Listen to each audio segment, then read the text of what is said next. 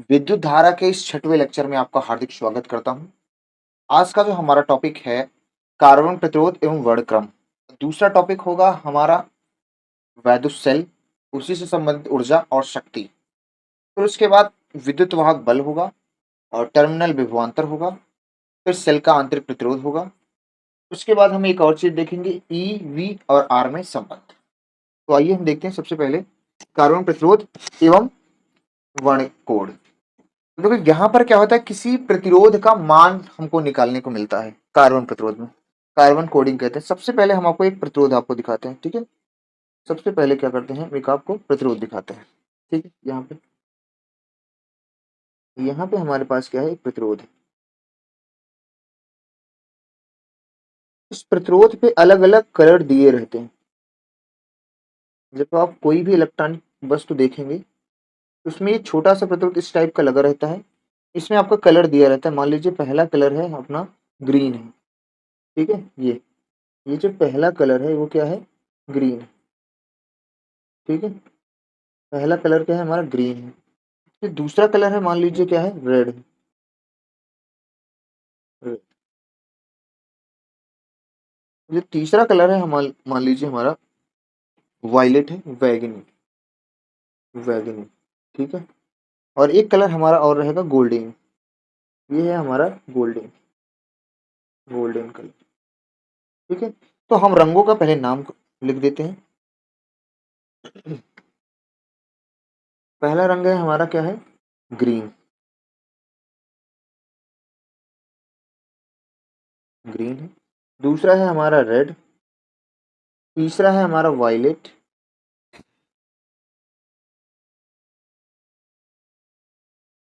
तीसरा हमारा कलर क्या है, वायलेट।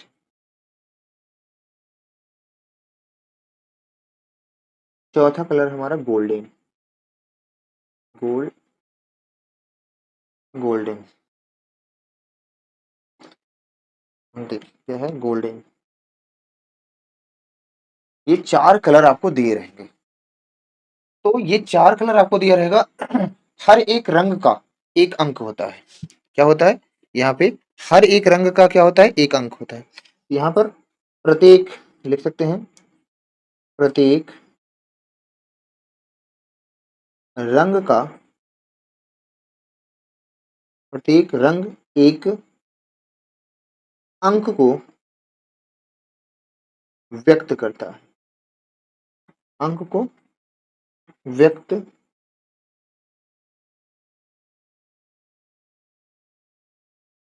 करता। इसमें जितने भी रंग हैं वो रंग क्या है, एक अंक को प्रदर्शित करेंगे। अब यहाँ पे हमारे पास बॉक्स में आप देखिए, हमारे पास क्या है, ब्लैक कलर है, ब्राउन कलर है, रेड कलर है, ऑरेंज है, येलो है, ग्रीन है, ब्लू है, वायलेट है, ग्रे है और व्हाइट है। ये हमारे पास 10 कलर हैं। 10 कलर का एक अंक है 0 से 9 तक। इसका गुणक है 10 की पावर 0 से 10 की पावर 9 तक।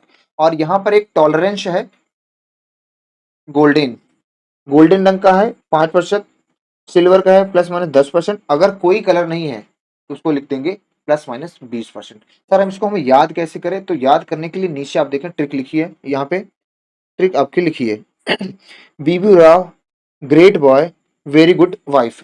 एक मिनट, गले में खिचखिच, देखिए। तो हमारे पास ट्रिक क्या है, B B Rao great boy very good wife. B B Rao है पहला। यहाँ पहले बी का मतलब है, मैंने देखो रंग से भी लिख दिया है। पहले बी का मतलब है ब्लैक, दूसरे बी का मतलब है ब्राउन। सर हमें कैसे पता चलेगा कि पहले ब्लैक होगा कि ब्राउन। तो देखो पहले तो दोनों में बी है, फिर हम क्या करते हैं, दूसरा अक्षर देखते हैं।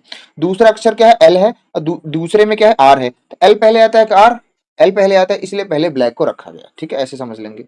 फिर राव, आर का मतलब रेड से है, ओ का मतलब ऑरेंज से है। जी, यहाँ पे जो पहला वर्ड है ग्रीन, जी फॉर ग्रीन है, ग्रेट बनाया गया है।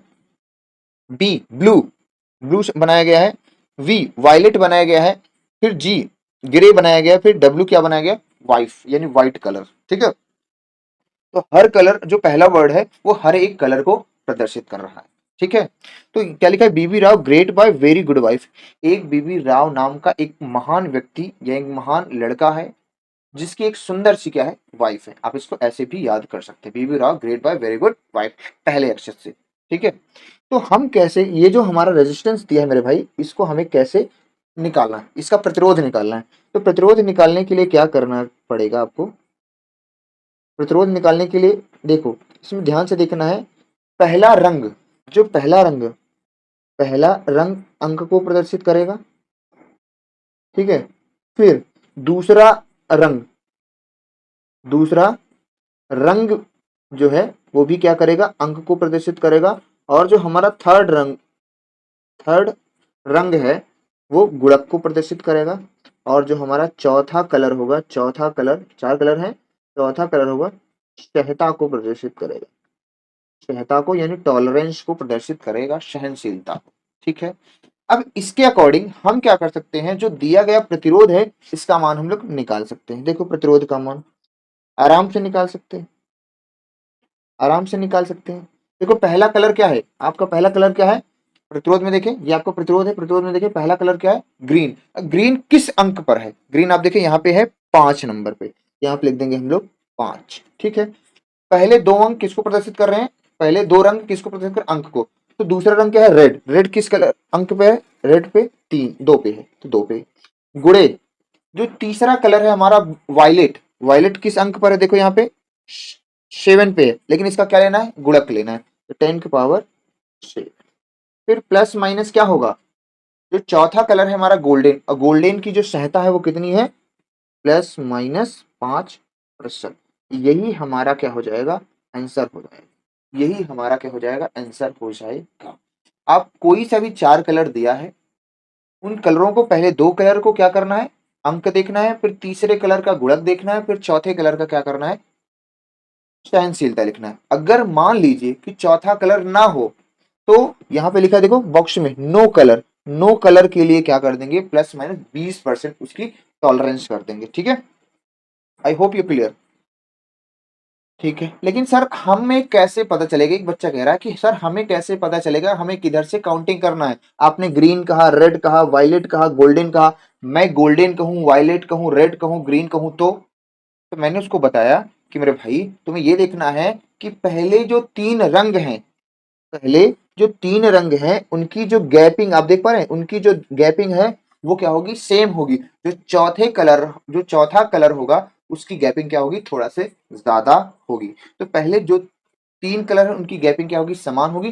तो आपको उधर से ही काउंट करना है। आई होप अब आप किसी भी प्रकार का प्रतिरोध हो, अब आप उसका मान निकाल सकते हैं। इसमें 2 प्रकार के आंसर लग सकते हैं।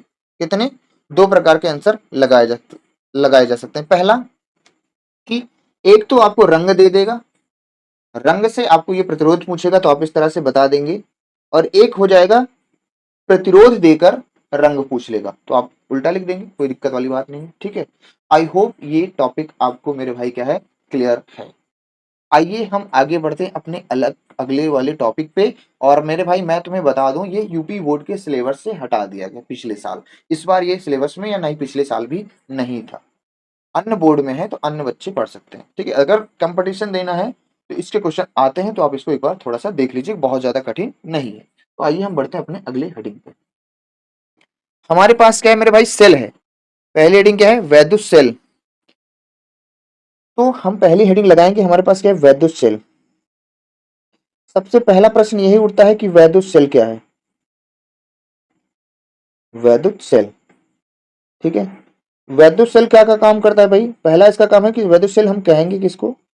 ठीक है, तो वैद्युत सेल एक ऐसा सेल है जो रासायनिक ऊर्जा को विद्युत ऊर्जा में बदलता है। तो हम लिख सकते हैं यह सेल रासायनिक ऊर्जा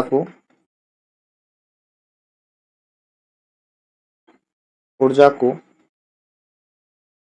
विद्युत ऊर्जा में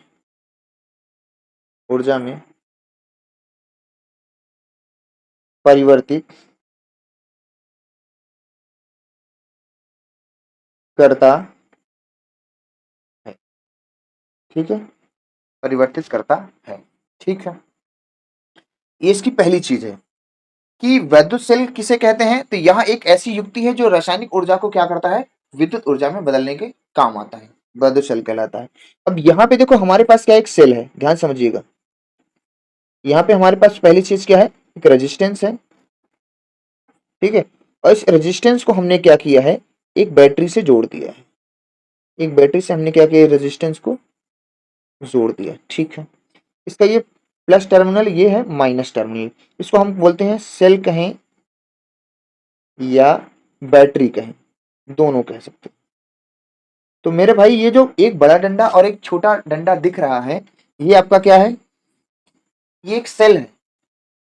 सेल या बैटरी को प्रदर्शित करता है। क्या वास्तव में, अगर हम वास्तव में देखें कि सेल और बैटरी कैसी एक्चुअल में अंदर से होती है, तो हम देखो कैसे देखते हैं, इसको साइड में देख लेते हैं कि एक्चुअल में सेल आपका कैसे होता है। देखिए यहाँ पे जो हमारा सेल है वो एक्चुअल में इस तरह होता है। देखिए आप, ये एक हमारे पास क्या है, पात्र है। ये एक हमारे पास क्या है, पात्र, ठीक है। और इसमें मेरे भाई मैंने क्या भर दिया है, वैद्युत अपघट्ट भर दिया है। क्या भर दिया है, वैद्युत अपघट्ट। जिसके आयन को क्या किया जाए, अलग कर दिया जाए, उसको हम लोग क्या बोलेंगे, वैद्युत अपघट्ट। जिसके आयन को यानी प्लस आयन और माइनस आयन को क्या कर दिया जाए, अलग किया जा सके, उसे हम लोग क्या बोलते हैं, वैद्युत अपघट्ट। यहाँ पे मैं इसको क्या कह दे रहा हूँ, ये मेरे भाई क्या है, वैद्युत अपघट्ट। अब यहाँ पे देखो, ये हम लोग पढ़ रहे हैं फिजिक्स। अब यहाँ पे ये नहीं देखना है कि कौन सा अपघट्ट भरा हुआ है, कौन सा विलयन भरा हुआ है, हमें इसके अंदर नहीं जाना है। हमें सिर्फ इसकी क्रिया विधि से मतलब है फिजिक्स में। अगर आप इसको बहुत अच्छे से पढ़ना चाहते हैं तो आपके केमिस्ट्री वाले सर आपको बहुत अच्छे से पढ़ाएंगे कि कौन सा विलयन है, रॉड क्या होती है, ठीक है। तो इसमें हम क्या करते हैं, दो रॉड लेते हैं, दोनों रॉड अलग अलग कलर से लेते हैं अपन। एक रॉड हमारे पास ये है और एक रॉड हमारे पास ये एक रॉड है। इसको मैं ऐसे भर देता हूँ, ठीक है। ये एक मेरी रॉड है और रॉड की बनी होती है धातु या ग्रेफाइट की। दूसरी रॉड को हम दूसरे कलर से ले रहे हैं। आई थिंक मैं ग्रीन ले लूँ, चलो ठीक है, ग्रीन ले रहा हूँ। तो जो दूसरी हमारी रॉड है ये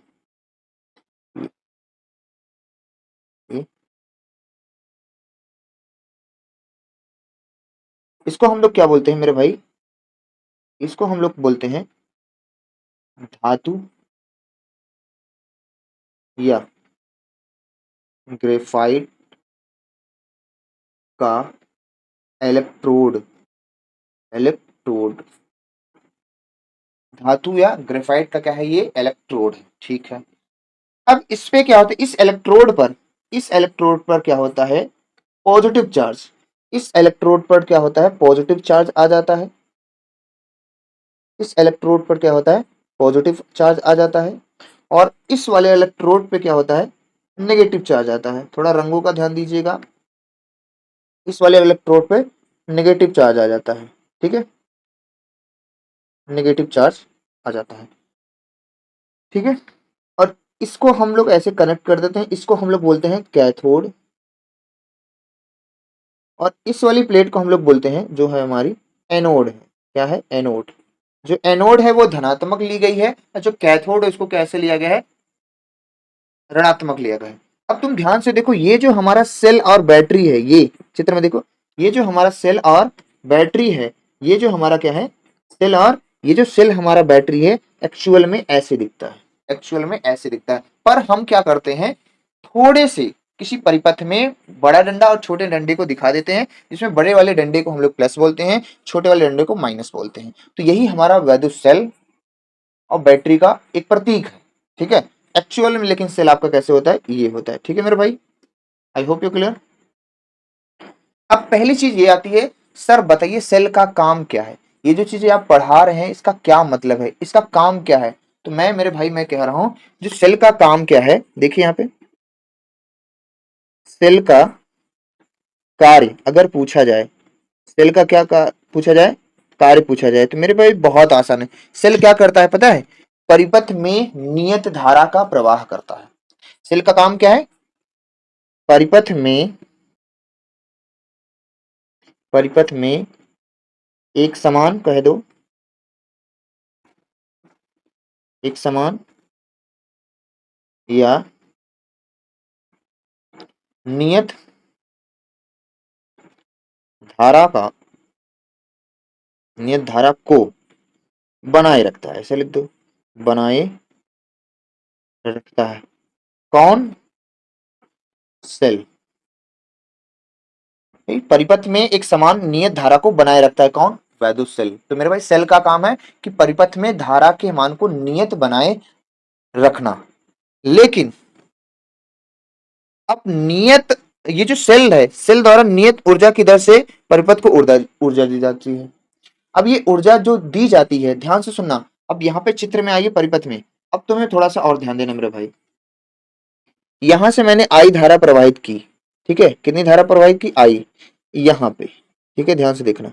और यहाँ हम चाहते हैं, देखो जैसे ही मैं धारा प्रवाहित करूंगा तो धारा के रास्ते में कौन मिल रहा है? प्रतिरोध। तुम्हें पता है प्रतिरोध का काम क्या है? धारा के मार्ग में क्या करेगा?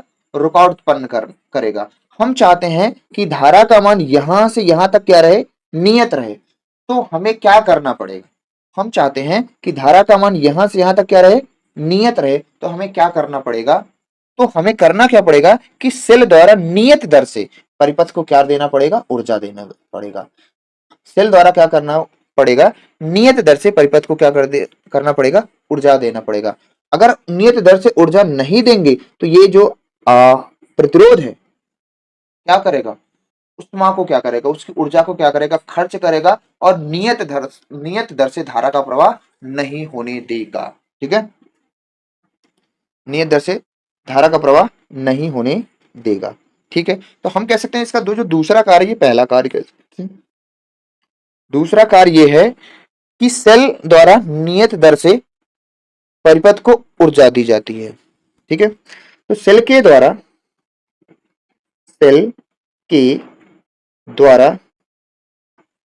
एक समान यानी नियत दर से परिपथ को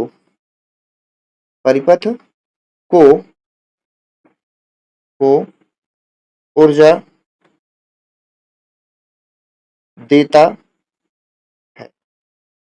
देता है। जब ये नियत दर से ऊर्जा लगातार देता रहेगा तो हमारी ये जो धारा है यहां से, यानी आवेश जो यहां से यहां तक क्या होगा? नियत का नियत बना रहेगा। अन्यथा अगर ऐसा नहीं करता है सेल, है ना, तो क्या होगा? धारा का मान क्या हो जाएगा? कम हो जाएगा। ठीक है, ये दो बातें हो गई।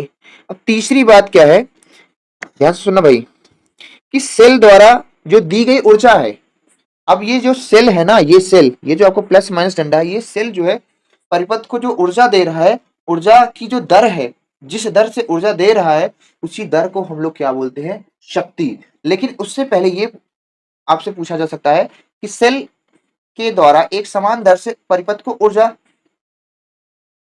सेल द्वारा एक समान दर से परिपथ को ऊर्जा दी जाती है। यहां लिख देना, दी जाती है, ज्यादा सही है मेरे भाई। ठीक है, दी जाती है।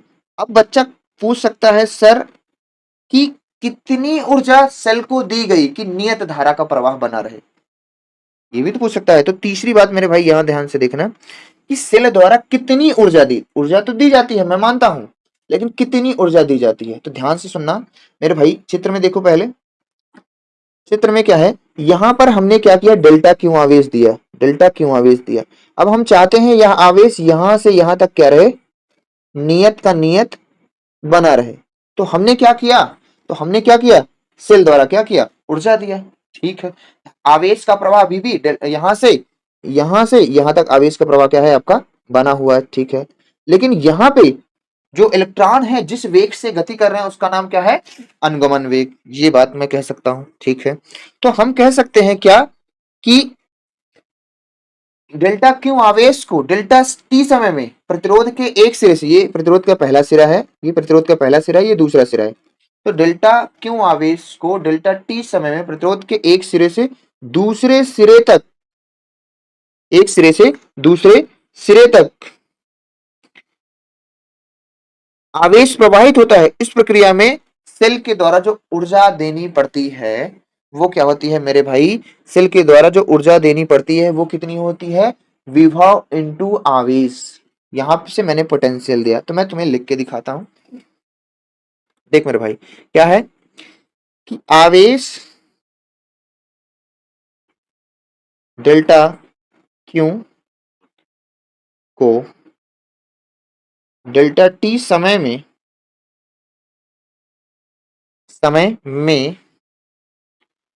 प्रतिरोध के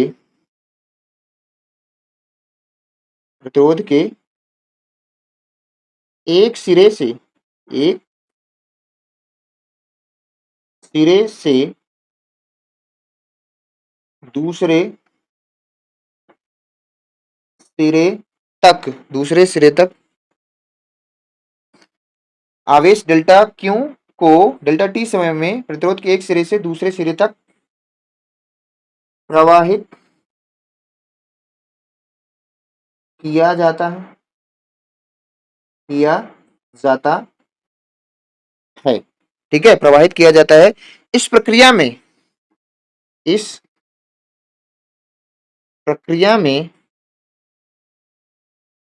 सेल के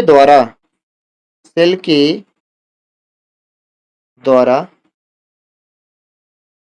दी गई ऊर्जा यानी ई हमारी होती है क्या, V into delta Q. V into क्या होती है, डेल्टा क्यू। अब आपको बात समझ में आएगी कि मैंने क्या किया कि प्रतिरोध के सिरे से पर जो है एक सिरे से दूसरे सिरे तक अगर नियत धारा का प्रवाह हो तो हमें क्या करना पड़ता है, ऊर्जा देना पड़ता है। वो ऊर्जा कितनी देनी पड़ती है, हमने देखो लास्ट में आपको निकाल के दिखा दिया कि ऊर्जा हमारी क्या होती है, ई बराबर V इंटू डेल्टा क्यू ऊर्जा देनी पड़ती है। आई होप यू क्लियर। ठीक है, आई होप ये क्या है आपको क्लियर है मेरे भाई, क्लियर है, क्लियर है, क्लियर है। ठीक है, अब हम थोड़ा सा इसके बढ़ते हैं आगे, एक चीज और सीखते हैं। अब हमारे पास क्या है, एक और चीज, और शक्ति हम ले लेते हैं। क्या है, शक्ति। एक चीज और चीज पढ़े, शक्ति। हम लोग क्या पढ़ते हैं, शक्ति यानी पावर। पावर किसे कहते हैं, ये पावर उसी में से निकल के आ रही चित्र से ही। देखो बैक में चलते हैं, देखो हम कह सकते हैं मेरे भाई कि जो सेल के द्वारा दी गई ऊर्जा की दर है, जिस दर से यहाँ पे देखें चित्र में, जिस दर से सेल ऊर्जा दे रहा है परिपथ को, उसी को हम लोग क्या बोलते हैं, शक्ति बोलते हैं। उसी को क्या बोलते हैं, शक्ति बोलते हैं। यानी कि खर्च ऊर्जा को ही क्या बोलते हैं, सेल द्वारा दी गई, सेल या बैटरी द्वारा दी गई या खर्च की गई ऊर्जा को ही हम लोग क्या बोलते हैं, शक्ति बोलते हैं। तो हम इधर इस साइड में लिख सकते हैं मेरे भाई। आगे चलते हैं, तो हम कह सकते हैं सेल के द्वारा सेल के द्वारा सेल के द्वारा दी गई ऊर्जा की दर को शक्ति कहते हैं। इसे हम लोग इसे P से व्यक्त करते हैं। सारा कमाल सेल का ही है, सारा कमाल किसका है, सेल का ही। ठीक, इसे P से प्रदर्शित करते हैं। और शक्ति बराबर तुम्हें पता है क्या होता है, ऊर्जा बटे समय। अभी आपने यही तो पढ़ा, देखो ऊपर लाइन में यही लिखा है, ऊर्जा की क्षय होने की दर, है ना। तो ऊर्जा हमारी कितनी है मेरे भाई, अगर हम ई कहें, इसको बोलेंगे, क्या बोलेंगे, ई डेल्टा टी कह सकते हो। और इसको हम लोग क्या लिख सकते हैं, वी इंटू डेल्टा क्यू बटे डेल्टा टी। ये हमारी क्या हो जाएगी, ऊर्जा हो जाएगी। ये हमारी क्या हो जाएगी, ऊर्जा हो जाएगी। ये हमारी क्या हो जाएगी, ऊर्जा। ऊर्जा का ये पहला रूप है। ऊर्जा के और भी रूप है, ऊर्जा के क्या होते हैं, और भी रूप है। तो और भी रूप हम निकाल सकते हैं। तो ये था हमारा पहला जो है फार्मूला निकला हमारा, V into delta Q Q बटे डेल्टा टी। ये है इतनी शक्ति क्या हो रहा है, खर्च कर रहा है। ठीक है, इतनी शक्ति क्या है, खर्च कर। ठीक है, ये होगा हमारी पहली शक्ति। और एक क्या होता है शक्ति, दूसरी एक शक्ति और होती है, जो शक्ति है आपकी ऐसी भी परिभाषित की जाती है कि जो P है वो होता है I इंटू वी। यानी विभव का धारा के सापेक्ष क्या कर दिया जाए, गुणा। अब ये आया कैसे, यहाँ पे देखो मेरे भाई, अगर कोई पूछे आया कैसे, तो यहाँ से जो सूत्र है यहाँ पे अपन लिख दे सकते हैं डेल्टा क्यू बराबर क्या लिख सकते हैं, आई टी, क्या लिख सकते हैं, I T, I into delta T लिखेंगे। इस मान को जब यहाँ पे भरेंगे तो मेरे भाई डेल्टा टी से डेल्टा टी क्या हो जाएगा, कट जाएगा, और क्या बचेगा, वी इंटू आई। तो आप समझ पा रहे हैं, ठीक है, ठीक है। अब यहाँ पे इस मान को मैंने कहा किया, अब ये वाला जो मान है मैं यहाँ पे जब भरूंगा तो v इंटू आई इंटू डेल्टा टी होगा, डेल्टा टी से डेल्टा टी कट जाएगा, तो क्या आ जाएगा, p बराबर हमारा एक फार्मूला क्या आ जाएगा, p बराबर एक फार्मूला आई इंटू वी, जिसको आई वी के नाम से बोलते हैं या v इंटू आई कह सकते हो, ठीक है। ये हो गया। और ये इसका जो फार्मूला होता है p बराबर, ये होता है वी स्क्वायर बाई टू, नहीं r। अब ये कैसे आया सर, i का मान रख दो, i बराबर क्या होता है, v square by v by r. यहां से देखो i का मान हम लिख सकते हैं, i बराबर होता है v बाई आर। जब यहाँ पे इसका मान यहाँ भरेंगे तो हमारे पास क्या हो जाएगा, v इंटू वी बटे r, v square by r. तो ये भी हमारा क्या हो जाएगा, एक फार्मूला। ये हमें फार्मूला याद रखना है बस मेरे भाई, ठीक है, और कुछ नहीं करना है। ये दूसरा formula.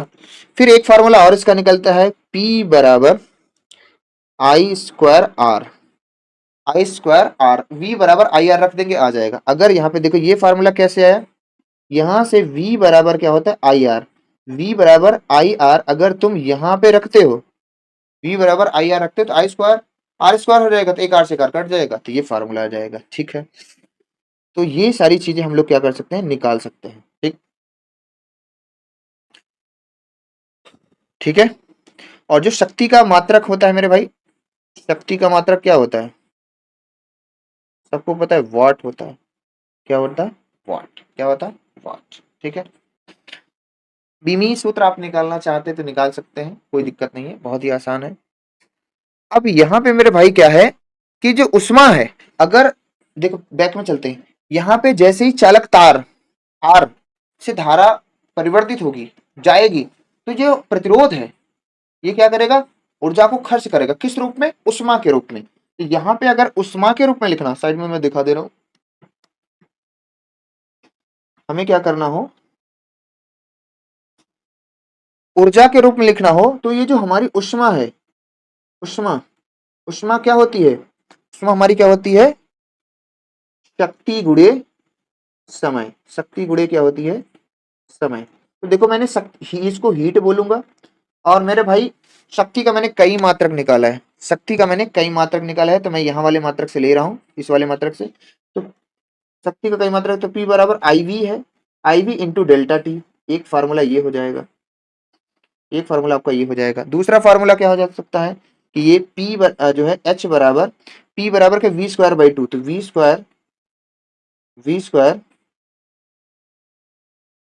Square by r into delta t, ये हो जाएगा आपका,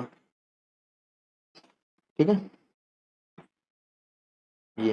ये हो जाएगा आपका उष्मा के रूप में।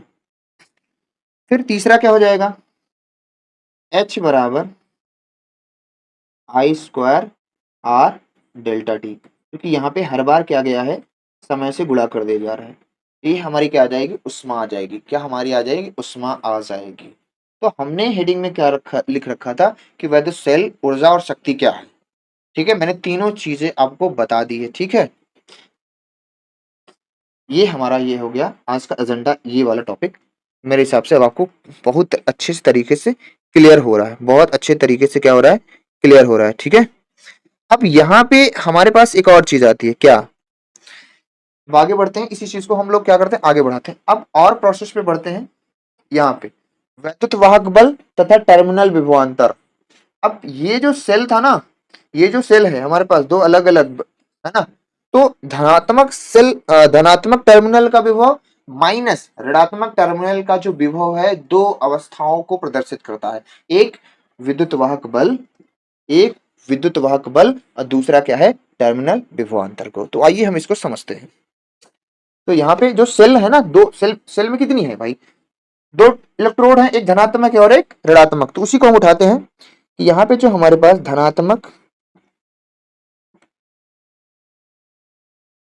टर्मिनल धनात्मक टर्मिनल का विभवांतर माइनस ऋणात्मक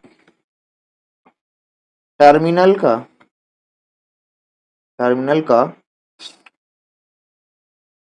विभवांतर ठीक है। तो ये हमारी जो चीज है, ये हमारी चीज दो अवस्था को प्रदर्शित करती है। ये हमारी चीज क्या है, दो अवस्था को प्रदर्शित करेगी।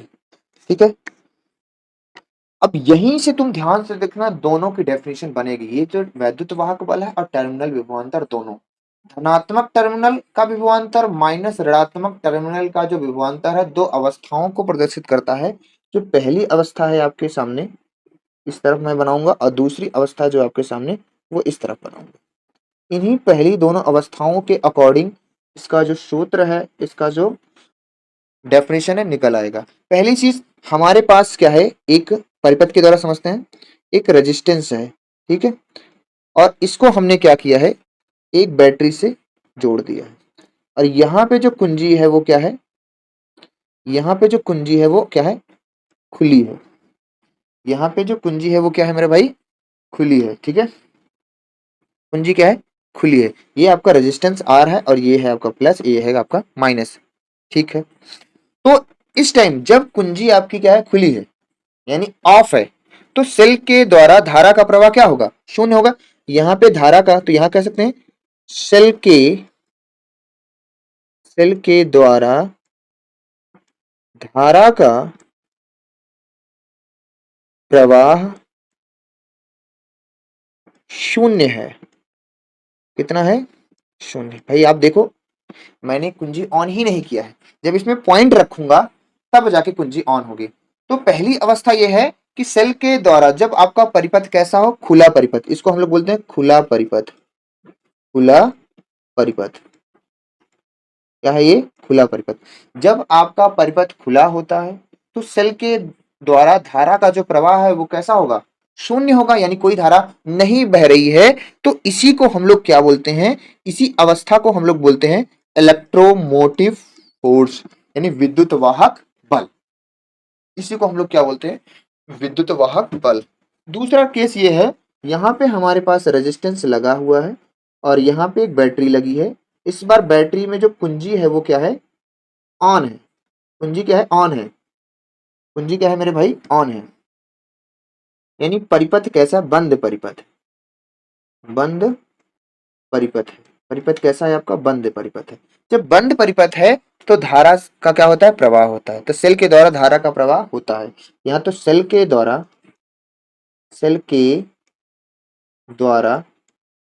धारा का प्रवाह होता है।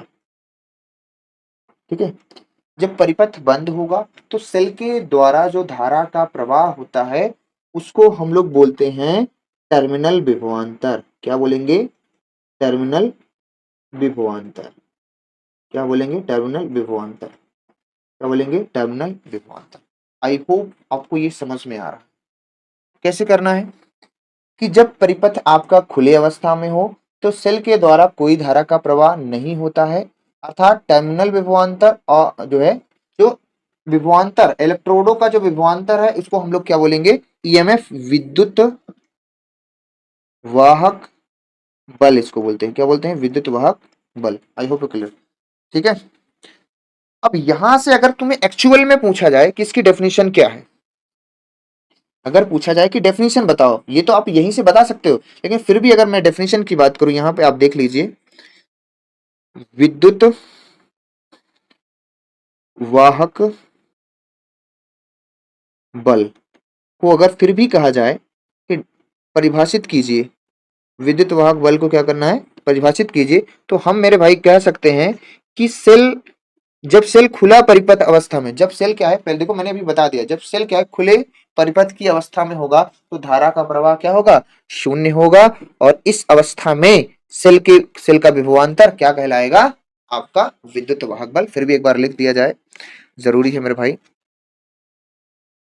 लिख देते हैं। जब सेल खुले परिपथ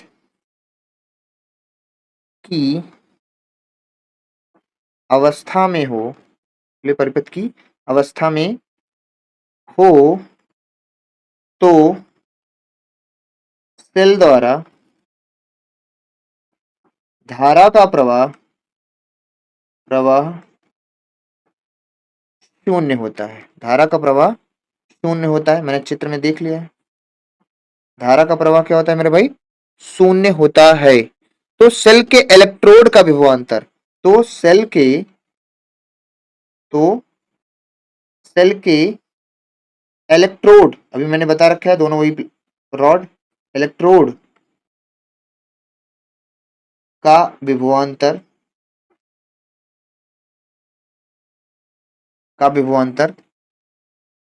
विद्युत वाहक बल कहलाता है। ठीक है, आई होप ये क्लियर, आई होप ये क्या है आपको क्लियर। थोड़ा सा मैं इसको छोटा करता हूँ, ठीक है, थोड़ा सा मुझे यूनिट भी इसके लिखनी है। ठीक है, तो ये हमारा क्या हो जाएगा? सेल का विद्युत वाहक बल हो जाएगा। क्या हो जाएगा? सेल का विद्युत वाहक बल। सेल का क्या हो जाएगा? विद्युत वाहक बल। यहाँ पे थोड़ा सा कट गया, मैं बना देता हूँ।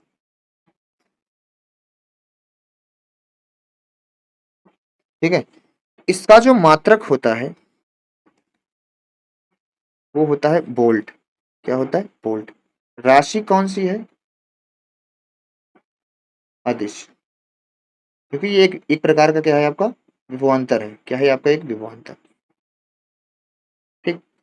अब मैं इधर अगर बात करूं कि दूसरा जो हमारा क्या है, टर्मिनल विभवांतर, इसको भी हम परिभाषित कर सकते हैं। टर्मिनल विभवांतर, इसको कैसे बोलेंगे?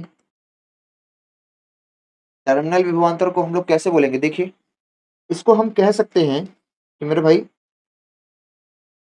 कि जब सेल बंद परिपथ अवस्था में हो, लिख सकते हैं जब सेल बंद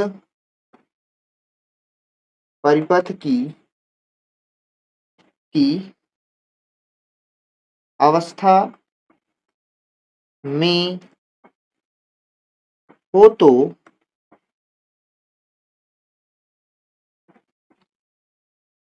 हो तो सेल द्वारा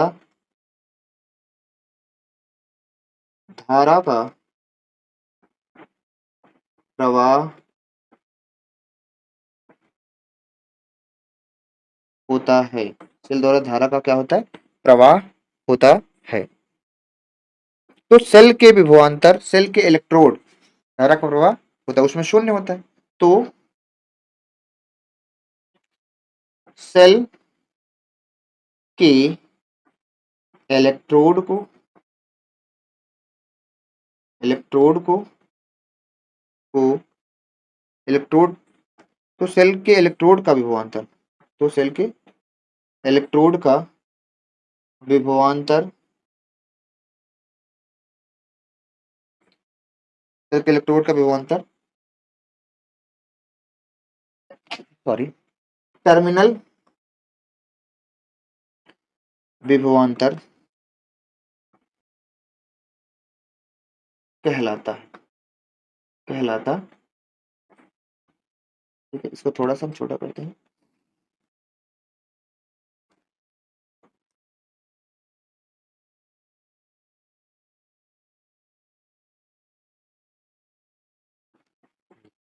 ये हमारा हो जाएगा। ठीक है, बात आती है इसके मात्रक की। मात्रक भाई इसका भी वही है, क्या? वोल्ट। राशि भी ये वही है, कौन सी? अदिश। ठीक है, ये हमारा क्या हो जाएगा? सेल का विद्युत वाहक बल और सेल का टर्मिनल विभवांतर, ये सब सेल से ही लिए गए हैं। ये सब क्या है? सेल से ही मेरे भाई क्या है? लिए गए हैं। तो देखिए आप, सेल में दो इलेक्ट्रोड होते हैं, एक धनात्मक और एक ऋणात्मक, चित्र में आपको दिख रहा है। तो इन दोनों सेलों का जो विभवांतर है, यानी धनात्मक टर्मिनल का विभवांतर और ऋणात्मक टर्मिनल का जो विभवांतर है, वो दो तरीके से प्रदर्शित करता है। एक, जब परिपथ खुला होता है तो धारा का प्रवाह नहीं होता है, तो उस समय जो इलेक्ट्रोड होता है वो विद्युत वाहक बल होता है। जब परिपथ बंद होता है, जब परिपथ क्या होता है, बंद अवस्था में होता है, जब परिपथ क्या होता है, बंद अवस्था में होता है, तो सेल के द्वारा धारा का प्रवाह होता है।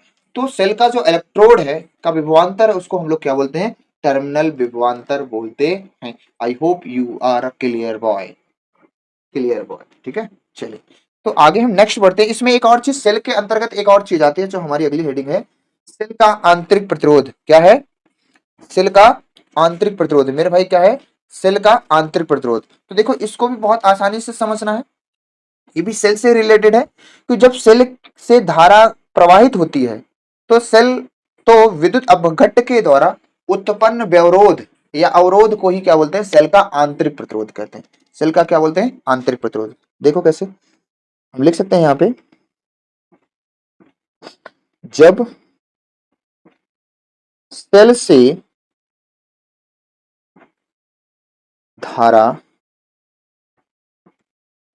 प्रवाहित होती है, धारा कैसे प्रवाहित होती है, नियत, ठीक है, प्रवाहित होती है। जब सेल से धारा प्रवाहित होती है तो विद्युत अपघट्ट के द्वारा, तो जो विलयन है आपका, विद्युत अपघट्ट के द्वारा उत्पन्न उत्पन्न अवरोध को, अवरोध कहो या प्रतिरोध कहो, अवरोध या उत्पन्न अवरोध या प्रतिरोध को सेल का आंतरिक आंतरिक प्रतिरोध कहते हैं। इसे हम लोग स्मॉल आर से लिखते हैं, इसे स्मॉल आर से व्यक्त करते हैं, यानी हम इसको स्मॉल आर से लिखते हैं, व्यक्त करते हैं। अभी किसी फिगर में कैसा रहेगा, ध्यान से देखिए, फिगर में क्या रहेगा, जैसे हमारे पास क्या है, यहाँ पर एक सेल है, सेल के जस्ट बगल में, थोड़ा फिर से देखना, यहाँ पे हमारे पास क्या है, एक सेल है, सेल के जस्ट बगल में ये क्या होगा आपका, ये प्लस और ये माइनस। ये जो परिपथ है ना,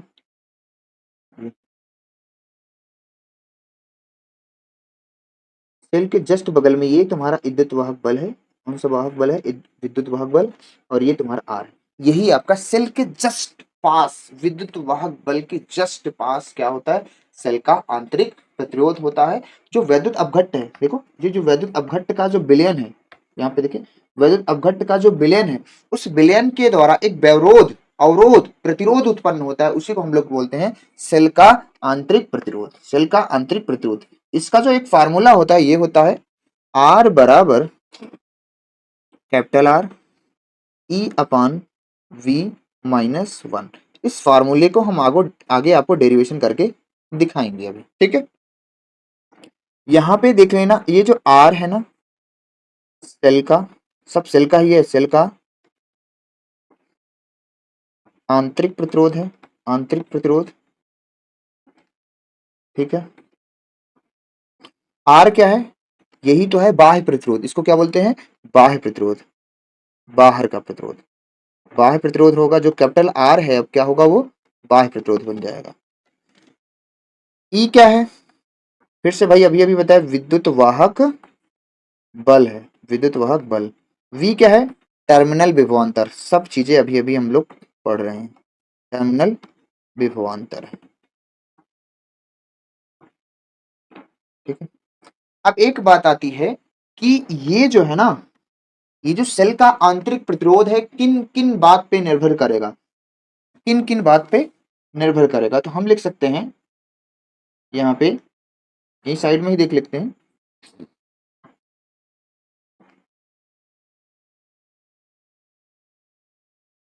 ठीक है, सेम साइड में इस बॉक्स में देख लेते हैं। ठीक है, अब देखो आर की, यहाँ पे सॉरी, आर की निर्भरता, आर की निर्भरता यानी ये जो सेल का आंतरिक प्रतिरोध है किन किन बातों पे निर्भर करता है, किन किन बातों पे क्या करता है, ये निर्भर करता है।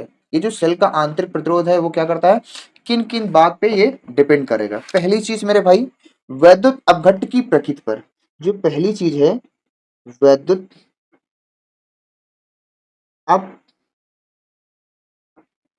अपघट्ट की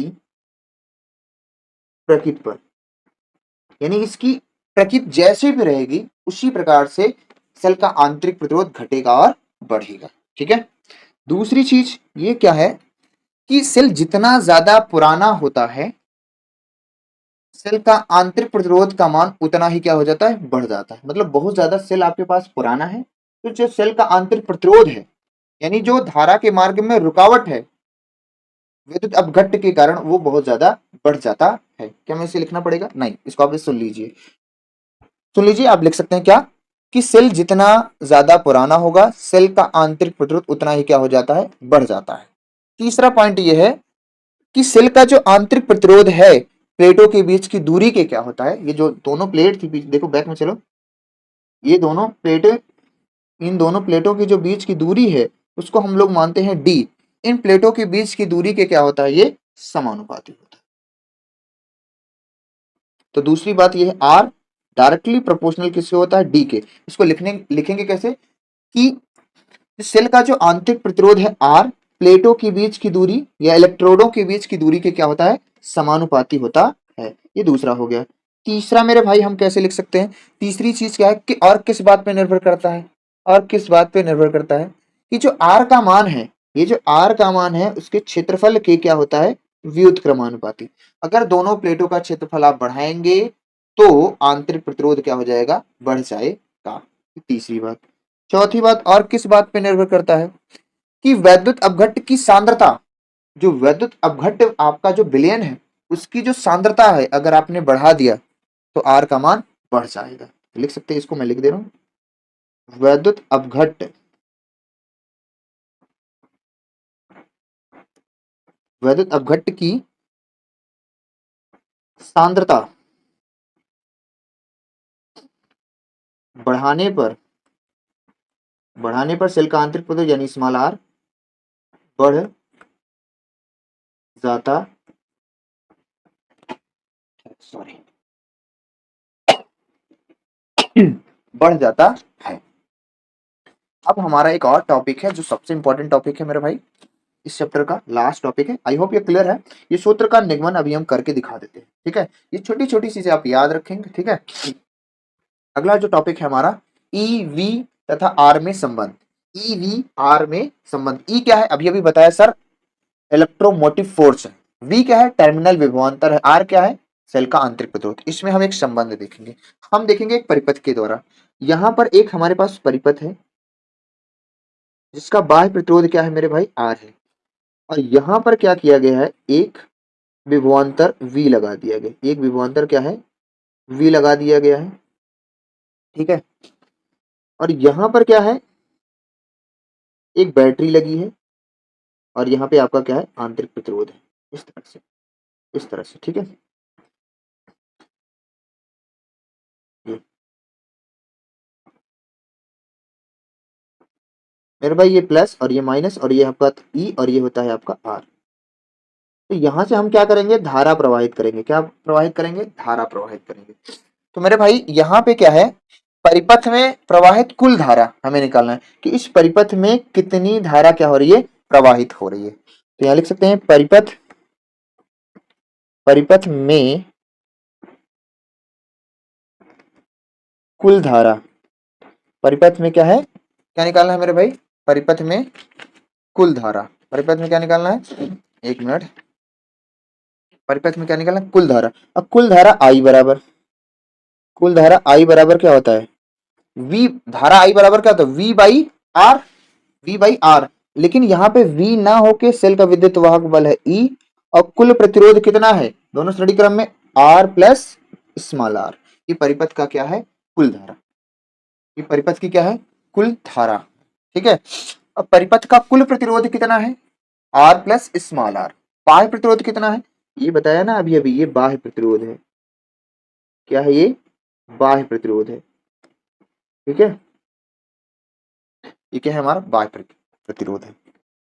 तो परिपथ में जो प्रवाहित कुल धारा है वो E बराबर R प्लस स्मॉल r। इसको हम करेंगे क्रॉस मल्टीप्लाई कर देते हैं, तो I R plus small r बराबर क्या हो जाएगा, कैपिटल E। ठीक है, I से गुणा कर देंगे, I R plus I small r बराबर क्या होगा, E। क्या होगा, E। अब यहाँ पे बाह्य प्रतिरोध और धारा, एक चीज ध्यान सुनना, बाह्य प्रतिरोध और धारा का जो गुणांक है उसको क्या बोलते हैं हम लोग, विभवांतर। ये तुम्हारा क्या हो गया, विभवांतर V, और ये क्या हो गया, I प्लस स्मॉल r बराबर E। ये मेरे भाई बहुत काम का फार्मूला है, बहुत काम का फार्मूला है। यहाँ पे एक चीज ध्यान से समझो, तुम ये जो V होता है ना, वो I इंटू कैपिटल R होता है, I इंटू कैपिटल R होता है बाह्य प्रतिरोध के लिए, by Coulomb's law, small r के लिए नहीं होता है। ठीक है, तो ये हमारा क्या हो गया, फार्मूला निकला E बराबर V plus I R. Very important, very important. अब देखो, अभी मैंने कहा था ना कि एक चीज आपको ये बताया था, यहाँ पे ये वाला जो सूत्र है कि R बराबर कैसे आया, तो हम इसको आपको निकाल के दिखा देते हैं। तो यहाँ पे मैं क्या कर देता हूँ, R की गणना, यानी R बोले तो R की गणना का मतलब सेल के आंतरिक प्रतिरोध की गणना, R की गणना करेंगे। ठीक है, R की हम लोग क्या करेंगे, गणना करेंगे। अब चूंकि देखो, क्योंकि अभी अभी हम लोग देख रहे हैं E बराबर क्या होता है, capital I plus R plus I into small r। तो यहाँ से मैंने लिया, ठीक है सर, ये है। अब यहाँ से E बराबर क्या होगा, I कॉमन कर लिया, R प्लस स्मॉल r हो गया। ठीक है सर, ये भी सही है। I को हम लाए इसके नीचे, E बाई आई बराबर होगा R प्लस स्मॉल r, ये हो जाएगा। ठीक है सर, तो स्मॉल r बराबर कहा जाए, यहाँ पे आप देख लीजिए, यहाँ पे देख लीजिए, अगर स्मॉल, आगे देखो कलर चेंज कर दूंगा, स्मॉल r बराबर देखा जाए तो E बटे आई माइनस कैपिटल R बराबर ये हो जाएगा। एक फार्मूला तो आपका ये हो गया, एक फार्मूला तो आपका ये हो जाएगा। ठीक है, एक फार्मूला तो आपका ये हो जाएगा, ये हो जाएगा, ये हो जाएगा। ठीक है, क्या मेरी बात इतनी क्लियर है, क्या मेरी बात इतनी क्लियर है, बोलो हाँ जी, जी जी जी, हाँ जी। क्या क्या निकालना था हमें, ध्यान से देखो, क्या निकालना था, क्या निकालना था, यहाँ पे मेरे भाई 1 है, मिस हो गया है। ठीक है, चल, एक तो ये हो गया R बराबर। अब यहां से हम क्या करते हैं, क्या निकाल सकते हैं, क्या कुछ कॉमन है, क्या कुछ कॉमन है, क्या कुछ कॉमन है, क्या कुछ कॉमन है, क्या कुछ कॉमन, देखो यहाँ पे एलसीएम ले लेंगे, E बराबर हो जाएगा आई, सॉरी, यहाँ पे अगर मैं एलसीएम लूंगा बटे 1 मान के, तो आई R बटे क्या हो जाएगा, I हो जाएगा, बराबर क्या हो जाएगा, स्मॉल r। ठीक है, एलसीएम ले लिया। अब इस आई आर को हम लोग क्या लिख सकते हैं, इस आई आर को हम लोग क्या लिख सकते हैं, V, V बटे I बराबर क्या होगा, R। तो हम क्या कर सकते हैं मेरे भाई, यहाँ से, मामला कुछ गड़बड़ हो गया क्या, मामला कुछ गड़बड़ हो गया, मामला कुछ गड़बड़ हो गया, मामला कुछ गड़बड़ हो गया, अरे बाबा, कुछ तो गड़बड़ है रे दया, कुछ तो गड़बड़ है। देखो, ऐसा हो सकता है, अब यहाँ पे एक काम करो, ऐसा ना करके छोड़ो, टाइम वेस्ट ना करो, है ना, तो दूसरे तरीके से कर लो। अब यहाँ पे आपका ई बाई है, अब चूंकि आई बराबर क्या होता है, वी बाई आर, इस मान को यहाँ रख दो, ई बटे क्या हो जाएगा, वी बाई आर हो जाएगा। अब माइनस तुम्हारा क्या है, आर है, माइनस तुम्हारा क्या है, आर बराबर ये, यहाँ पे ये जो आई है ना, इसके स्थान पे मैंने लिख दिया, तो आर चला जाएगा ऊपर, ई आर माइनस आर बटे क्या है, वी बराबर आर। तो यहाँ से आर कॉमन कर लो, तो ये हो जाएगा ई बटे वी माइनस 1, वी आर बराबर आर। यही हमारा क्या है फार्मूला है, देख लो आप जाके, ये हमारा क्या है फार्मूला, ये देखो बैक में देखो ये, ठीक है, यही हमारा क्या है सेल के आंतरिक प्रतिरोध है, यही क्या है हमारा सेल का आंतरिक प्रतिरोध है, सेल का आंतरिक प्रतिरोध का सूत्र है। अब एक चीज और बताते हैं आपको, सेल के चार्जिंग और डिस्चार्जिंग की कंडीशन बहुत इंपॉर्टेंट है भाई, इसी से सवाल बनेगी आपको। देखो सेल के चार्जिंग एवं डिस्चार्जिंग की कंडीशन, यहाँ लिखेंगे सेल के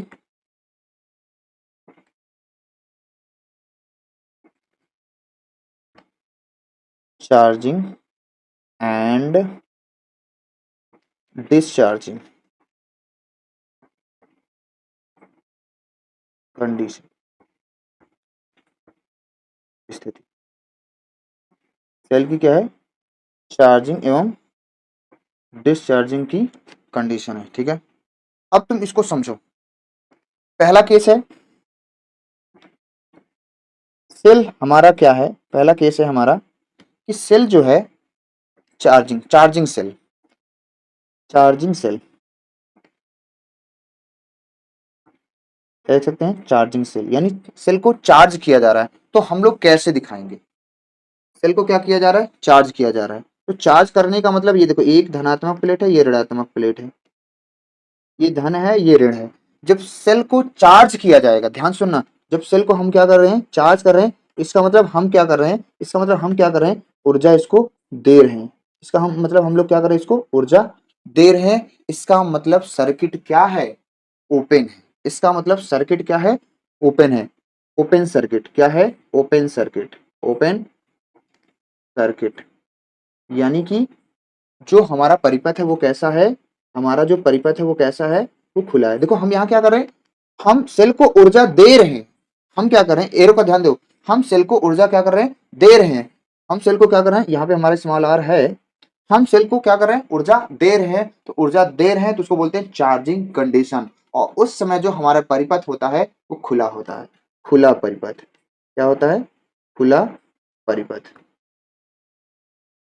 ठीक है खुला परिपथ। केस नंबर 2 है, केस नंबर क्या है 2, केस नंबर 2 क्या है मेरे भाई डिस्चार्जिंग, डिस्चार्जिंग सेल, मतलब सेल को क्या कर रहे हैं हम निरावेशित कर रहे हैं यानी डिस्चार्ज कर रहे हैं। तब देखो यहाँ पे सेल है हमारे पास एक, यहाँ पे आपका resistance small r positive negative, तो अब आप ध्यान से देखो हम सेल को डिस्चार्ज कर रहे हैं, इसका मतलब एरो ध्यान से देखो, इसका मतलब हम लोग क्या कर रहे हैं ऊर्जा ले रहे हैं, उससे क्या कर रहे हैं सेल से ऊर्जा ले रहे हैं, यानी सेल से धारा ले रहे हैं, और धारा कैसे ली जाती है नियत प्रवाह में, तो इसका मतलब सर्किट कैसे क्लोज सर्किट है, क्लोज क्लोज्ड सर्किट, सर्किट हमारी कैसी है क्लोज है यानी कि बंद परिपथ है, बंद परिपथ, ये कंडीशन याद रखना मेरे भाई, इसी से आप लोग क्या करेंगे बहुत अच्छे अच्छे सवाल करेंगे, नहीं तो समझ में नहीं आएगा कि परिपथ बंद है तो कौन सा फार्मूला लगाएं, खुला है तो कौन सा फार्मूला। जब एक चीज ध्यान देना, जब परिपथ या मैं सूत्र लिख दे रहा हूं, जब आपका परिपथ क्या होगा खुला रहेगा, तो जो सेल का जो विभवांतर है V बराबर लिखना E+IR, याद रखना जो विभवांतर पूछे टर्मिनल वोल्टेज पूछे तब जब सेल का परिपथ क्या हो खुला हो, जब सेल का परिपथ क्या होगा बंद रहेगा, तो जो हमारा विभवांतर है E बराबर V बराबर -IR, क्या ये बात याद रहेगी, क्या ये बात याद रहेगी, क्या ये बात याद रहेगी, ये समझ लो पूरे चैप्टर का सार यही है। सेल को चार्ज कर रहे हैं तो धनात्मक की दिशा में धारा, यानी धारा हम उसको ऊर्जा सेल को दे रहे हैं चार्ज कर रहे हैं, ले रहे हैं तो यानी कि बंद परिपथ है, दे रहे हैं तो खुला परिपथ है, ठीक है। आई होप यू क्लियर। अगर हम एक सवाल ले लें आपसे, एक सवाल करके अगर आपको दिखा दें तो मेरे भाई आपको शायद मेरे हिसाब से पूरा टॉपिक क्लियर हो जाएगा, पूरा टॉपिक क्लियर हो जाएगा, पूरा टॉपिक क्लियर हो जाएगा। इसी पर हम एक सवाल ले लें, या मैं अगले चैप्टर में लूँ सवाल, मतलब अगले वाले वीडियो में, ठीक है। मैं इस पर इस केस पे जो है सवाल है नेक्स्ट वाली वीडियो में लूंगा, जब सवाल लूंगा तो ये प्रोसेस एक बार तुम्हें समझाऊंगा, ठीक है। तो मेरे भाई आपको पूरे चैप्टर के दौरान कहीं भी अगर आप देखते हैं कोई दिक्कत आती है तो आप मुझे बताएं कमेंट करके कि सर इस जगह ये चीजें डाउट कर रही हैं, उस डाउट को आप कमेंट करें, मैं उसका अवश्य ही जवाब दूँगा। तो मेरे भाई आज के लिए बस इतना ही। ऐसे ही आप चैनल पे जुड़े रहें, वीडियो को देखते रहें और लोगों के पास शेयर करते रहें और लोगों से और आप भी चैनल को सब्सक्राइब करवाते रहें। तो आज के लिए बस इतना ही, बाकी नेक्स्ट वीडियो में मिलेंगे, तब तक के लिए bye bye, take care. Thank you for watching.